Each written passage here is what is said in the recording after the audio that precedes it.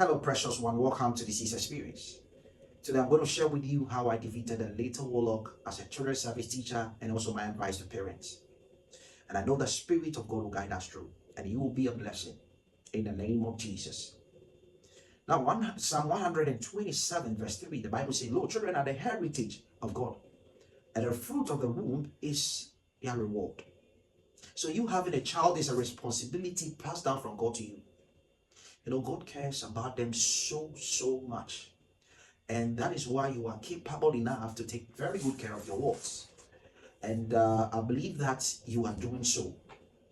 In as much as we are giving them the best of education, the best of care, providing their physiological needs and everything, we have to consider their spiritual protection as well. And I know that most of us here are doing that. I know you listening out there, you are about to do it or you're already doing it. And I believe that God will bless you for doing that in the name of Jesus. Now, the same way we have them, the same way they can leave us. And we have no questions about it. Most people struggle to have them. The way what they go through before having a child is not easy. And you having one, you are just messing around with it. And you know, we have questions to render before God. I believe that we have questions to render before God. Because there are times that you see a parent and you're looking at the world, you think that you will be imagining what is happening here. So it's a responsibility that we have to be very careful about. Our future depends on them. And most of the people do not just care about children, they just consider their children and what else. You know, in Genesis chapter 18, verse 18 to 19, God said, because I'll bless Abraham, I'll make him a mighty nation, a great nation, and all the world will be blessed through him. And for that reason, God said, Abraham, command your house, your children, and your household to follow the way of the Lord by doing righteousness and justice. Show me the Lord all the things that Abraham, I promise you, I'll bring it to bear. You know, before God can bring this to bear, he didn't consider just Abraham. He considered the future of the world. He could consider the future of his household. And therefore, he needed to tell Abraham to take very good care of his children so that they can also be a blessing. And most of us are not doing that. And today, I'm going to tell you something, how I met this warlock.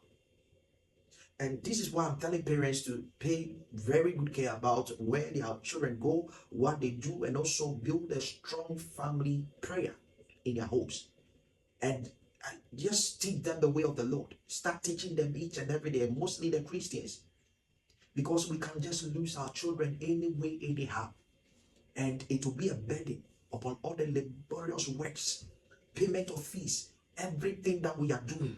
And at the end of the day, our wards, our children end up being drunkards, you can name them, and they have no life.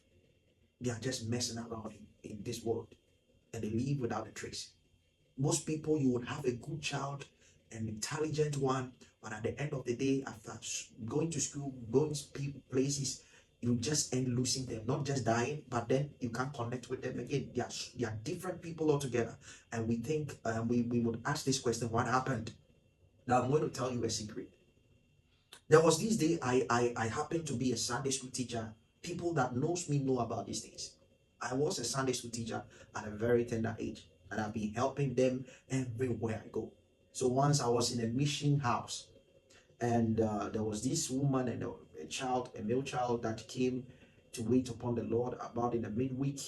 So they came and I saw them around. Sunday, I need to meet up with my wards or kids, my students, so that we can have a service.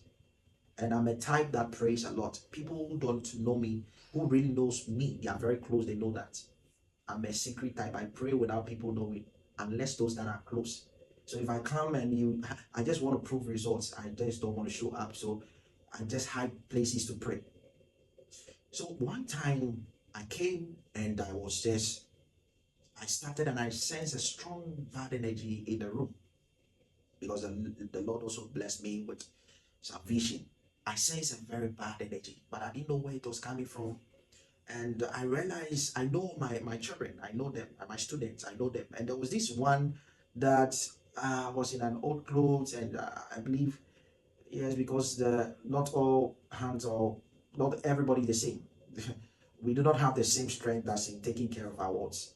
This hard economy and things. So I was there, and this child came. I just approached him, and I was asking some few questions. Back then, I did my work. I prayed, and I preached to them. I mostly pray with my words. And after some time, I left. After the service that Sunday, I was there at midnight. And trust me, what I saw in a dream, I've never seen it in my life. This was a very little boy that I'm talking about. A little boy. And there was a stairs that I need to take before I get to my class. So I was going, as I dreamt, when I had that dream, I was going to the children's service class or the Sunday school class to have a service with them. And I need to take that stairs before I get there. But when I was walking along those stairs, I met this boy, the same boy that I met in church. That very Sunday that we closed from church, I slept and I had this vision, a dream. I saw this boy, and what I saw, when I was getting close to him, I felt that same energy I had earlier on with the encounter we had. It was an energy this time I've never seen in my life. I felt this energy. The boy was standing on my. He didn't want me to pass by him.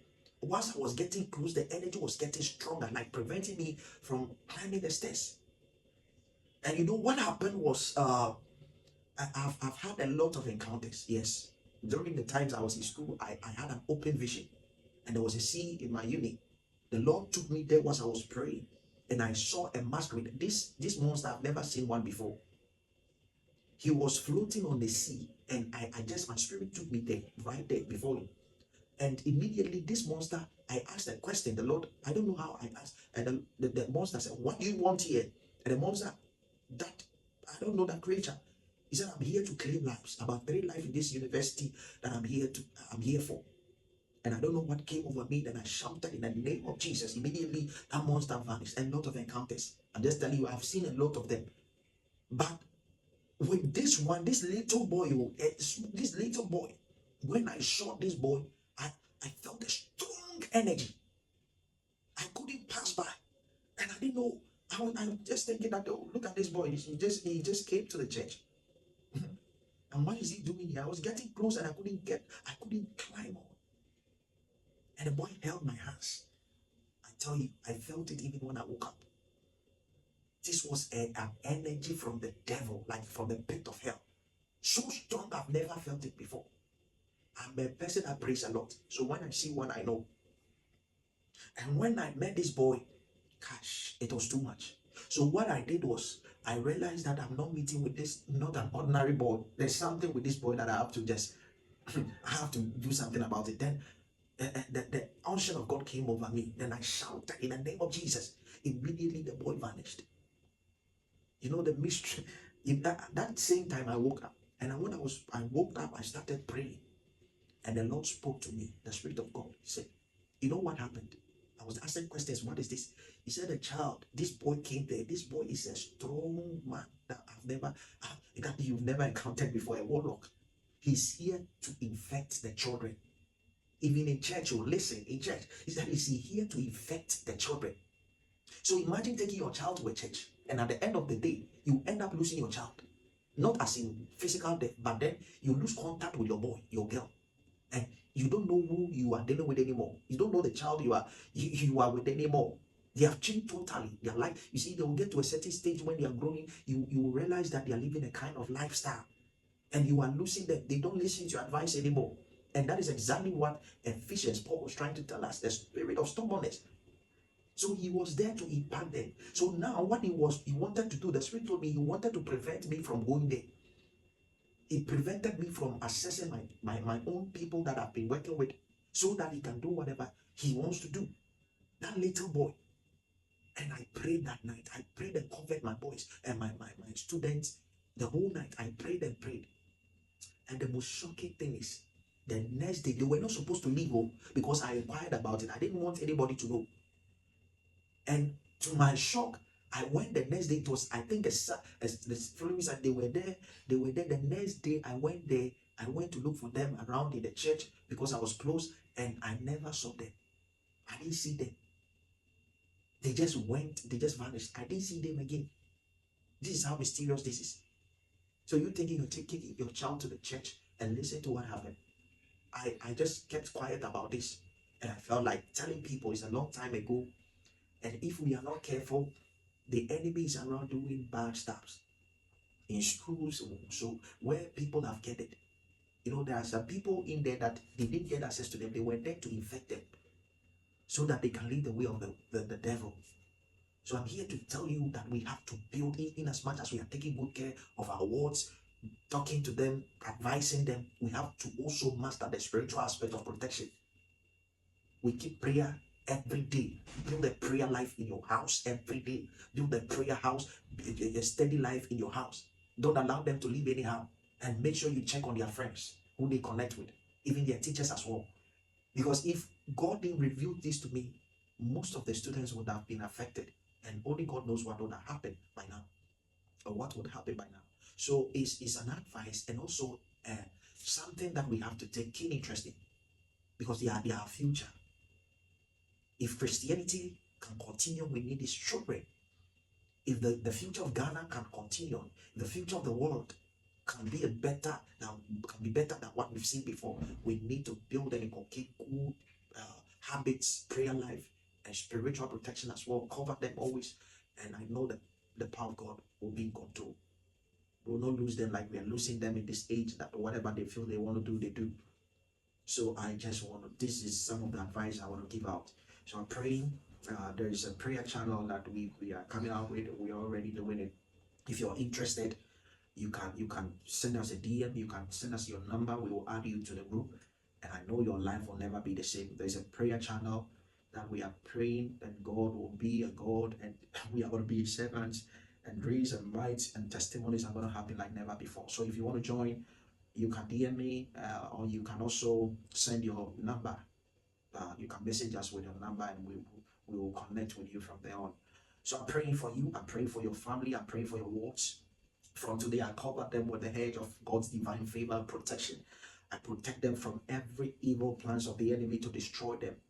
You see, we were once destroyed by the spirit, the gods of the air who caused disobedience in these children. We are praying in the name of Jesus. I break that seat and I break that bondage. They are free in the name of Jesus. I cover them with the blood of the Lamb. I cover them with the Spirit of God. May they be protected everywhere they go. May they grow to be a successful, brilliant, and giant people in our nation, in our homes. Let them bring hopes, glory, testimonies, and good grades. And let them be a blessing to us as well. In the name of Jesus that I pray. I may be a blessing.